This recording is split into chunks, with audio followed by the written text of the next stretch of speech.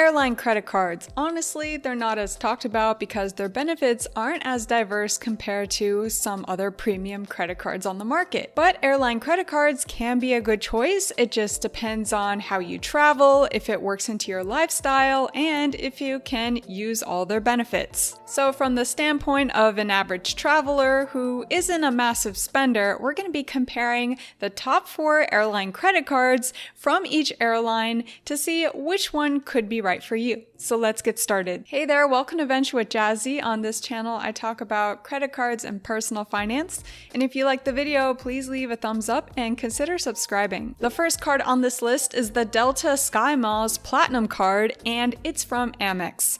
And there are 3 cards with Delta that you could choose, but I picked the Platinum one because I felt that this special benefit that it has can easily help you to offset its annual fee. So the annual fee for this card is $250, and right now you can get a 50,000 mile sign-up bonus if you spend $3,000 within the first 3 months of opening the card. And as for the points earning categories, you can get 3 times the miles on Delta purchases and eligible hotel purchases, along with 2 times the miles on restaurants, US supermarkets, and then 1 times the points on everything else. In addition, this card offers different benefits such as waiving TSA PreCheck and global entry fees, and then you can get priority boarding along with a free check bag. Of course, with the recent news on Delta and how you can get airline status and even go to their lounges, this card will be removing 2 features starting in beginning of 2024. But where I think this card could be a win is with their companion pass.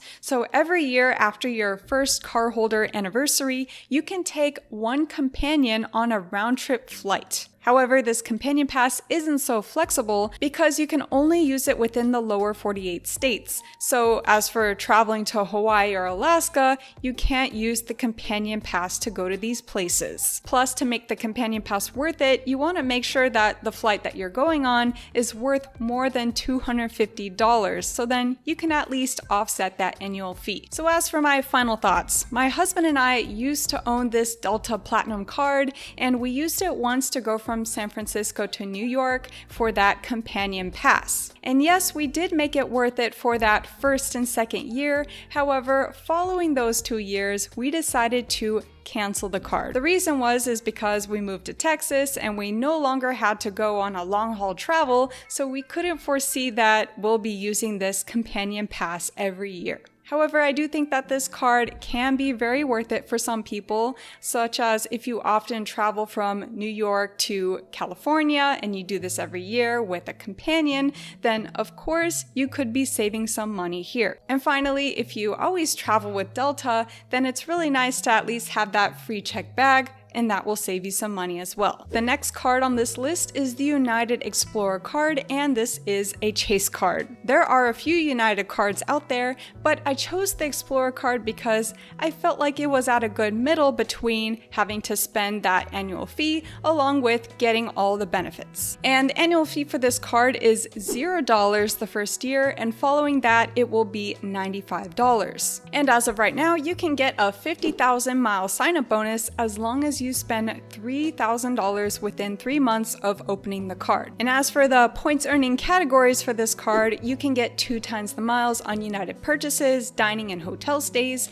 and then 1 times the miles on everything else. And you can also get 2 one-time United Club passes with this card every single year, so you can either split that with a companion and go once, or you can use both of them for yourself twice. You also get 1 free check bag with this card, and then you also get the fee waived for getting TSA PreCheck or global entry. And as for some comments about this card, I actually owned this card for 3 months. I found it particularly useful when I was going to college. I was going to college in California and my parents live in Arkansas, so having to go on United about 2 times the years really made this card worth it. So having that free check bag actually did save me a ton of money. Also, I wanted to say that these United Club passes, these lounges, they could be a hit or miss because the ones I went to was basically in New York. I think it was at the Newark airport. I really only got a sandwich or some chips at this lounge, so maybe there are other lounges out there that are much better,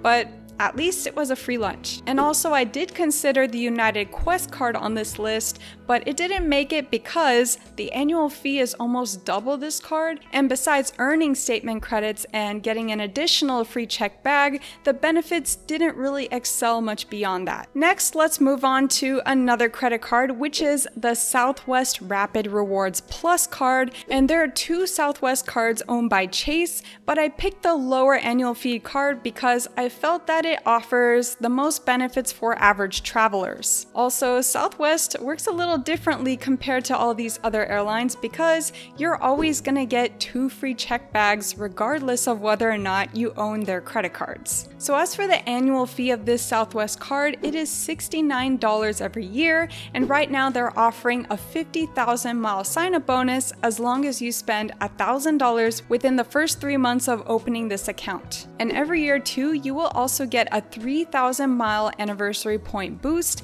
which is worth around $40. And as for the points earning categories, you get 2 times the points on Southwest airline purchases, Rapid Rewards hotels and car rentals, ride shares, local transit, internet, and select streaming services. And then you get 1 times the points on everything else. With this card too, you also get 2 early bird check-ins every year. As for my thoughts on this card, I have personally not owned any Southwest cards, but I can see it being of value to people who are either flying on Southwest often and are trying to pull up more points, or they're working on getting a Southwest Companion Pass. To get the Southwest Companion Pass, you either need to fly 100 one-way flights or earn 135,000 points in a given calendar year. And once you qualify, you can take a companion on as many flights as you please for the remainder of the year plus the following year. So that can be huge if you're able to take advantage of this. And next, we're talking about Citi's American Airlines AA Advantage Platinum Select MasterCard. So the annual fee for this card is $0 on the first year, and following that, it will be $99. And as for the sign-up bonus, you can get 50,000 miles for signing up for this card, but you do need to make at least $2,500 worth in spending on the first 3 months of opening the card. And as for the points earning categories, you have 2 times the miles on American Airlines purchases,